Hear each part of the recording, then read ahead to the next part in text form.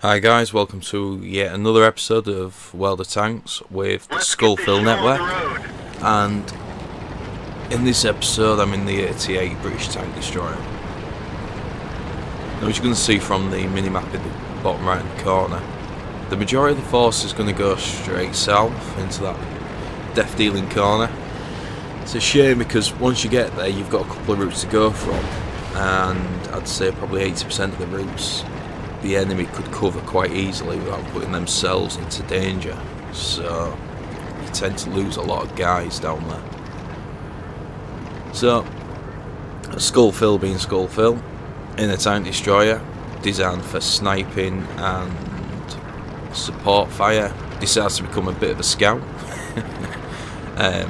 Well, scout slash medium to be fair, but I never like to be anything different than different. So I just take a little bit of cover here, let my guys kind of peter out, and hopefully, well, there we go. First goal again goes to SkullPhil, Enemy vehicle destroyed. and that's down with their arty. I mean, what else can you ask from a tank destroyer? A couple of seconds into the game, and their arty's down. I mean, that's just a winning formula.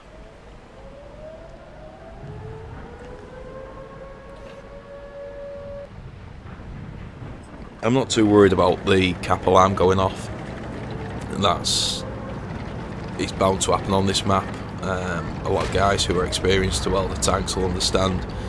You do tend to get quite a few that rush straight into that area. As you can see, it's capping, it's getting reset, it's capping, it's getting reset. It's not a big problem. If anything, it's good because we know where at least some of their forces headed. So here I am in my 20 mile per hour, 20 kilometer per hour. I'm not too sure what the actual measurement is for speed on welded tanks. I always go by miles per hour. That's because obviously living in the UK, it's miles per hour here. As you can see in the minimap, I've got a couple of heavies following me across the top, and I decided to branch off around the underside of the mountain instead of going along the top, because that's their route. Ooh, bingo.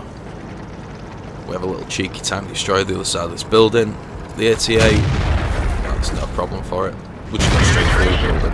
We lit that one up good. Now, Penetration. I thought 2 shots being on fire was going to kill him.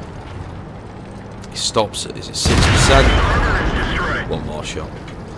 Little tip here.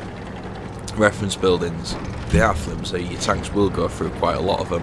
However, just bear in mind you can use them as shelter. One shot,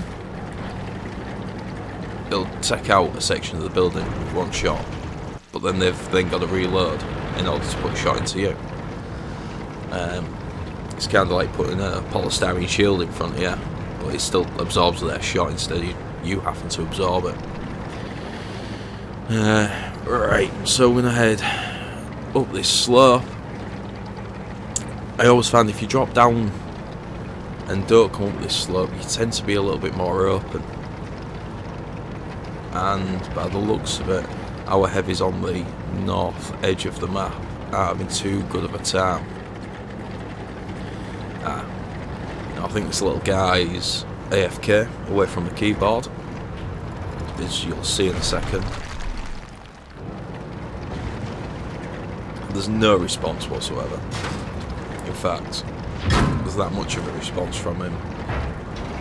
Even in the slow 88, I'm able to drive up to it and ram him, which is good. I like ramming in the 88. It's got nice good straight front. Bye bye. Now, you'll notice a couple of shots. Well, you'll notice throughout the game, to be fair, quite a few shots do come in at me, and luckily, the 88 has very, very, very good armour, and generally the ricochet as opposed to penetrate, but you'll see it as we move along. Now, as I was saying, the 88 tank destroyer, good for fire support, but also good for sniping. For you guys in mediums and lights who decide to come and sit up in tank destroyer spots and try and have a go at sniping, Get the tanks that are designed for sniping. You know, it's common sense. A medium isn't necessarily designed for sniping, so why use it for long distance sniping? Anyways, if you want to do sniping, get in a tank destroyer or get in a heavy that's designed for sniping. Yes, it's all good and all nice to little stash away. It's pros and cons. The mediums and lights have got a bit more speed, a bit more flexibility for a reason, because you're supposed to get stuck into the action. So here we are, we've got a couple of KVs rocking in. There's a Hellcat on the middle hill there where I just wiped out my last kill. He keeps appearing and disappearing, using the terrain to his advantage. That's what a proper tank player should do. Okay, so from our vast lead of 7-2 all of 3 or 4 minutes ago, we're now 11-10. So they're catching up. And here we go. KB, one shot. That's how you deal with the KV. And how much health did I lose? Sod all. To be fair, I've got another KV just the other side of the building. And this is where you'll find the tank destroyers, no turret, small gun angle. We took him out. If you let something like the KV get around the back of you, you're never going to catch him. There's that Hellcat again. But I am also cautious that we've got another KV heading in just off to my rear. But I need to take care of this Hellcat. I can't turn to take the KV on without opening my rear to the Hellcat. And then I make the decision with the distance that the KV is, I'll take the Hellcat first. So we're going up, we're heading in towards the Hellcat.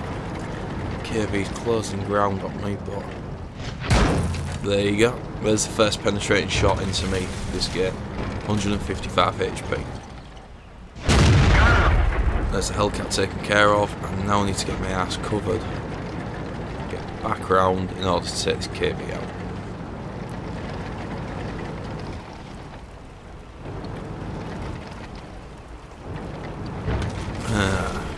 He sneaks up, tries to get behind some cover. I think one of my last remaining heavies takes a shot in. There we go, and then I finish him off. Bit round, shots. What more can you ask for? So guys, that's SkullPhil Network. Like, subscribe, and visit SkullPhil.com. You never know, you might like it. Take care guys, see you next time.